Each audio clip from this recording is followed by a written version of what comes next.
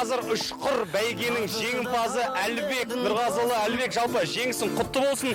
Ұшқыр бәйге 5 шақырымға жалпы биылғы жылдың чемпион атандың. Көңіл күй қалай және жоспар қандай болды? Бәрі жақсы, менде шыққаннан осы бір ходпен шығамын да сонымен кіріп кетем деген ой болған, сол орындалды.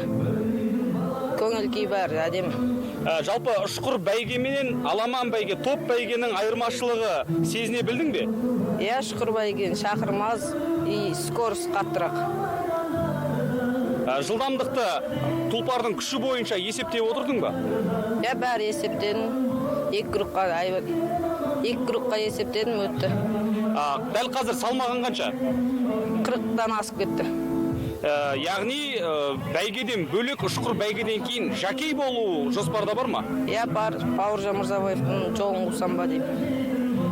Жалпы соңғы 500 метр қалған кезде өте қатты жылдамдық қарқынды жібердің. Аттың күшін сездің бе сонда? Иә, аттың күшін сездім.